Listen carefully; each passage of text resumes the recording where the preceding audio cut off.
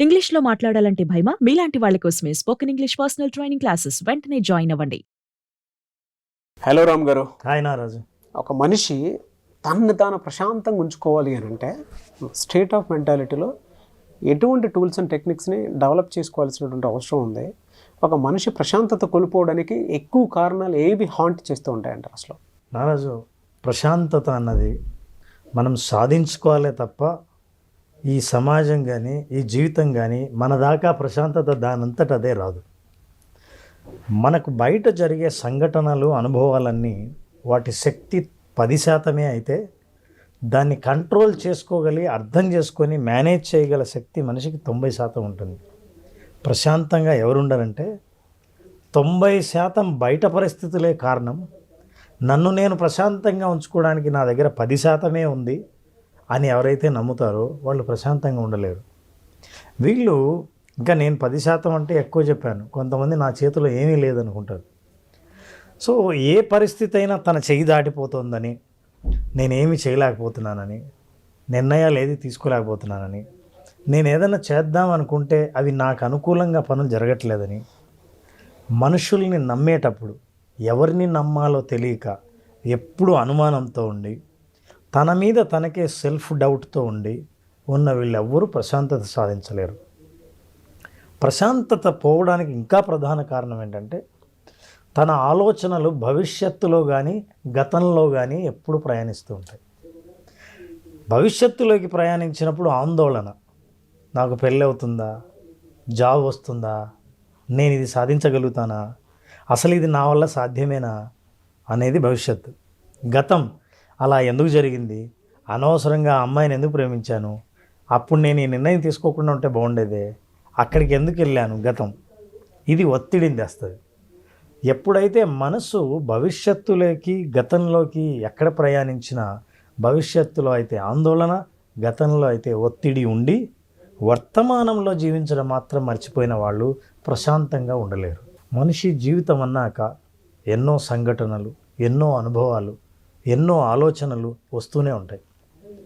ఈ ఆలోచనలన్నీ మేఘాలు ఎలా వచ్చిపోతుంటాయో అలాంటివి. మనం ఆకాశంలోకి చూస్తే మేఘాలు ఒక్కొక్కసారి ఒక్కొక్క షేప్లో కనిపిస్తాయి. అరే, పక్షి ఉన్నట్టే ఉందే, ఏదో జంతువు రూపంలోనే ఉందే మేఘాలని అని పక్కవాడికి చెప్పి ఇలా చూడు అని చూసేలోగా రూపం మార్చుకుంటాం. అలా రూపం మారిపోతూ ఉంటుంది. మన ఆలోచనలు కూడా మనం ఆగి ఆలోచించినప్పుడు ఈ ఆలోచన అంటే నెగిటివ్గా ఉంది, నాకు నెగిటివ్ థాట్స్ వస్తున్నాయే అని ప్రశాంతత కోల్పోయిన వ్యక్తి అర్థం చేసుకోలేని నిజం ఏంటంటే ఇవి పాసింగ్ క్లౌడ్స్, ఇవి ఆకాశంలో కదిలే మేఘాలు లాంటివే తప్ప ఇవి ఎప్పుడూ ఉండవు. ఈ ఆలోచనల్లో మనకు వచ్చే ఈ రాగద్వేషాలు ఏవైతే ఉన్నాయో, మనిషికి జీవితంలో ప్రతి భావాన్ని మన మైండ్, మన బాడీ ఫీల్ అవుతూనే ఉంటుంది. ఎప్పుడైతే ఆ ఎక్స్ట్రీమ్ ఎమోషన్స్ని టచ్ అయ్యారో దాన్ని ఫీల్ అవుతూ పోతే మీరు అక్కడే ఆగిపోతారు. ఇవి మేఘాల్లాగా వాటిని ఆస్వాదించి అబ్జర్వ్ చేస్తే అవి ఆలోచనలాగే వచ్చి వెళ్ళిపోతాయి.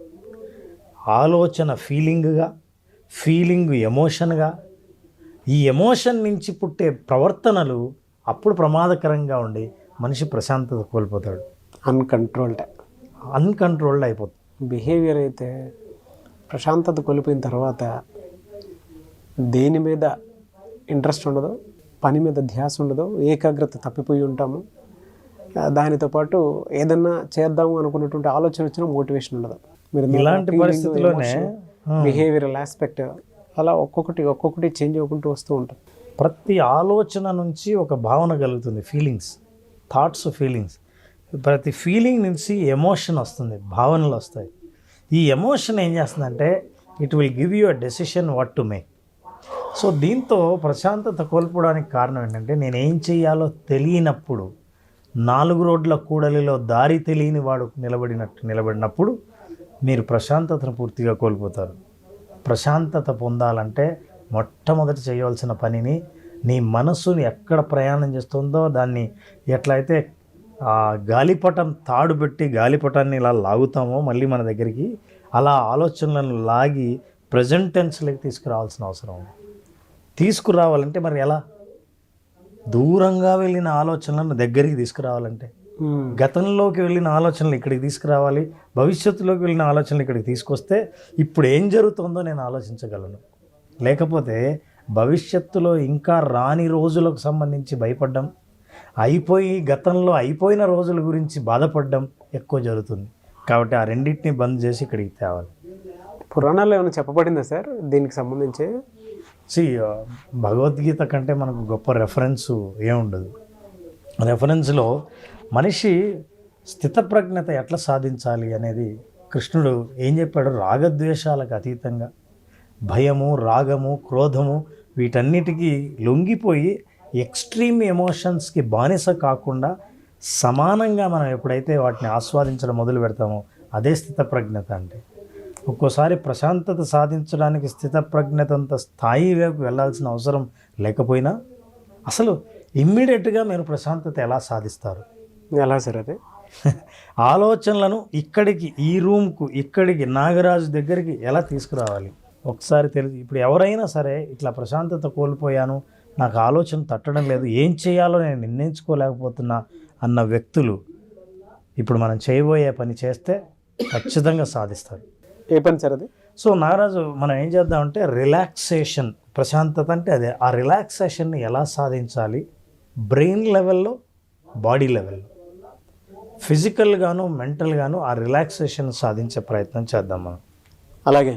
సో నా ఇన్స్ట్రక్షన్స్ వింటూ నేనేం చెప్తున్నానో అవి మాత్రం భావిస్తూ, ఊహిస్తూ, అలాగే నువ్వు ఫీల్ అవుతే నీ శరీరం, బ్రెయిన్ రిలాక్స్ అవుతుంది. ఆ రిలాక్స్ అవుతున్న వాటి సిగ్నల్స్ కూడా నీకు ఎలా అందుతాయో నేను చెప్తాను. ఓకే. సో చాలా sir, please close your eyes, keep your back straight. Nagaraju, take a deep breath. నేను చెప్పేంత వరకు కళ్ళు తెరవకుండా నేను చెప్పిన ప్రతి మాటను అలాగే భావిస్తూ వెళ్ళు. Take a slow deep breath and breathe out. Breathe in and breathe out. Breath చేస్తున్నప్పుడు శ్వాస మెల్లిగా ముక్కులోంచి, ముక్కు రంధ్రాల నుంచి శ్వాసకోశంలోకి వెళ్తూ ఊపిరితిత్తుల్లోకి వెళ్ళటాన్ని, ఆ ప్రయాణాన్ని అబ్జర్వ్ చేయాలి. అలాగే ఊపిరి బయటికి వదులుతున్నప్పుడు ఊపిరితిత్తుల నుంచి అది ఎలా ప్రయాణిస్తుందో ముక్కు ద్వారా బయటికి వెళ్ళడం గమనించు. రిలాక్స్. నీ శరీరం మొత్తం పూర్తిగా విశ్రాంతి దశలో ఉంది. శరీరంలోని ప్రతి కండరంలోని ప్రతి కణం సంపూర్ణంగా విశ్రాంతి తీసుకుంటోంది. తల, ముఖం, మెడభాగం, భుజాలు, ఛాతీ, చేతులు,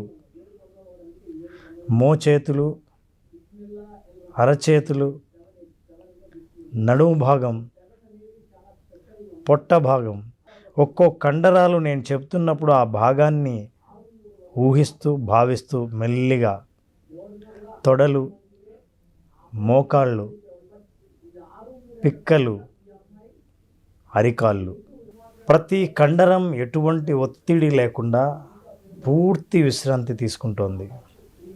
శరీరం బాగా బరువెక్కితే కదలలేని స్థితిలో, కదిలించని లేని స్థితిలో సంపూర్ణంగా ఎలా విశ్రాంతి తీసుకుంటావో ఆలోచించు. ఆ విశ్రాంతి స్థితిలో ఉన్నావు. ఇమాజిన్, ఈ దశలో శరీరం మెల్లిగా స్పందిస్తోంది. అతి చిన్న ప్రకంపనలు అరచేతుల్లో రావటం గమనించవచ్చు. నిద్రావస్థకి, చేతనావస్థకి మధ్యలో నా మాటల్ని వింటూ శరీరం బాగా రిలాక్స్ అవుతుంది. Relax, relax. When you're relaxing, ఆలోచనలు కానీ, ఇటువంటి భావాలు కానీ, భావోద్వేగాలు, భావనలు, ఆలోచనలు, నిర్ణయాలు ఇవేవి మైండ్లో లేకుండా సంపూర్ణ విశ్రాంతి తీసుకునే దశలో ఉన్నావు. రిలాక్స్. జాగ్రత్తగా గమనిస్తే ఇప్పుడు నీ శరీరం సంపూర్ణ విశ్రాంతి స్థితిలో ఉంది. రిలాక్స్. సో నాగరాజు, నా మాటలను ఇప్పుడు మళ్ళీ జాగ్రత్తగా వింటున్నావు. ఈ స్థితిలో శరీరంలో అరచేతుల దగ్గర, అరికాలి దగ్గర చాలా సన్నని ఎలక్ట్రికల్ ఇంపల్సెస్, విద్యుత్ ప్రకంపనలు అంటే తిమ్మిరి లాంటివి నీ అరచేతులకి రావటం గమనించవచ్చు. Now you are coming out and listening to my instructions. నా ఇన్స్ట్రక్షన్స్ని జాగ్రత్తగా విని మెల్లిగా బయట ప్రపంచంలోకి అడుగు పెడతావు. 5, 4, 3, 2, 1, 0. Slowly you will wake up. You are bringing up the energy into your body. Again back, your muscles are under your control. నీ కండరాలన్నీ మళ్ళీ నీ అదుపులోకి వచ్చాయి. మెల్లిగా కళ్ళు తెరుస్తున్నావు. Slowly open your eyes. Yes Nagaraju, relax. Come on. 5, 4, 3, 2, 1, 0. మామూలుగా నిద్రపోయావా? నిద్ర వచ్చేసింది సార్. ఏదేమైనా ఒక దశలో నా ఇన్స్ట్రక్షన్స్ కంప్లీట్గా డిస్కనెక్ట్ అయ్యి నిద్రలోకి వెళ్ళిపోయావు. గుర్తుందా నేను ఏం చెప్పాను? ఎంతవరకు గుర్తుందా? గుర్తులేదు సార్. మొదట్లో కొద్దిగా చెప్పింది గుర్తుంది, ఆ తర్వాత లేదు. మీరు శ్వాస మీద ఎప్పుడైతే తీసుకెళ్ళిపోయారో. How is the relaxation? మీరు చెప్పాలి సార్, నాది అంత అన్కంట్రోల్ కదా. నేను పవర్ నాప్ తీసుకొని are you feeling relaxed, light, చాలా లైట్గా ఉంది. మన చాలా రకరకాల మెంటల్ ట్రామాలో ఉండి, దాంతోపాటు ఈ పని అవతిరి యూతిరి అని చెప్పేసి జనరల్గా రెగ్యులర్ షెడ్యూల్సే మనకు కనిపించేటంటే అయ్యేం లేవు కదా. శ్వాస మీద ధ్యాసకి ఎప్పటికైతే వెళ్ళిపోయిందో ఆటోమేటిక్ బాడీ అన్కంట్రోల్డ్ అయిపోయింది. తర్వాత ఏం జరిగిందో తెలియదు, అది మీరే చెప్పాలి. But now I'm feeling better. Power nap తీసుకున్నంతదిగా ఉంది. ఎన్ని మినిట్స్ ఉన్నాను సార్? ఎన్ని మినిట్స్ ఉన్నాను అట్లా? నేను చెప్తున్నంత సేపు దాదాపు ఒక 2-3 నిమిషాలు పూర్తిగా ఉన్నా. నేను లేపమని బట్ ఒక 1 hour పడుకున్న ఫీల్ ఉంది. 1.5 hour పడుకున్న ఫీల్ ఉంది. వెరీ ఎనర్జెటిక్ రిలాక్సేషన్ అది. అంటే రిలాక్సేషన్ నుంచి బయటకు వస్తూనే వచ్చే ఎనర్జీ ఉంటుంది సార్, అది double the energy compare to the previous state of mind. So పూర్తిగా పడుకుండిపోయావు, నేనే గ్యాప్ ఇచ్చాను. నిజంగా పడుకున్నావా మేలుకున్నావా చూద్దామని. నిద్రపోయావు. సో నేను తర్వాత నా ఫ్రీక్వెన్సీ ఆఫ్ ఇన్స్ట్రక్షన్స్ మార్చాను, మెల్లిగా లేచావు. అయితే ఈ మొత్తం ప్రాసెస్లో గమనిస్తే నారాజు, ఇప్పుడు నీ ఆలోచనలు ఎక్కడికి పంపించాలన్నా పంపించలేవు. భవిష్యత్తు నుంచి, గతం నుంచి, ఆందోళన నుంచి అన్నీ ఒక చోటుకి వచ్చాయి, రిలాక్స్ అయ్యాయి. మైండ్ను ఇంకేం ఆలోచింపజేయలేదు. ఇక నెగిటివ్ థాట్స్కి ఛాన్సే లేదు. నిద్రపోయాను. ప్రశాంతత అంటే బ్రెయిన్ లెవెల్లో, బాడీ లెవెల్లో ఎప్పుడు సాధిస్తావో అప్పుడు ప్రశాంతత. ఆ ప్రశాంతత కూడా ఎలా అని అంటే, మీరు చెప్పిన ఇన్స్ట్రక్షన్ ప్రకారం శ్వాస మీద ధ్యాస మాత్రమే నేను పెట్టాను. తర్వాత ఏం జరిగిందో తెలియదు. మెల్లిగా అంటే నువ్వు స్లోగా రిలాక్స్ అయ్యావు. సబ్ కాన్షియస్ మైండ్ కొన్ని ఇన్స్ట్రక్షన్స్ వరకు తీసుకుంది. నువ్వు ఎక్కడ కంట్రోల్ పూర్తి పోయిందో అర్థమైంది నాకు. But still I wanted to test, నిజంగా మేలుకున్నావు నిద్రపోయావా అన్నది నాకు అర్థమైంది. Now you are out of completely connection అని. ఆ తర్వాత నేను మార్చి చెప్పిన తర్వాత నువ్వు నిద్రలేచావు. కానీ ఈ ప్రయోగంలో మనం అర్థం చేసుకోవాల్సింది ఏంటంటే, మనమే రిలాక్స్డ్ స్టేట్, ప్రశాంత స్థితి, విశ్రాంత స్థితిని ఎలా పొందొచ్చు అని అనుకుంటే, it is a self hypnosis, self relaxation therapy. ఇది చేయటం వల్ల చాలాసార్లు ఎప్పుడైతే మజిల్స్ రిలాక్స్ అవుతాయో, మనం ఏదైనా నిర్ణయం తీసుకోవడానికి ఒక ఆలోచన ఫ్రెష్గా చేయటం కోసం సిద్ధంగా ఉంటాం.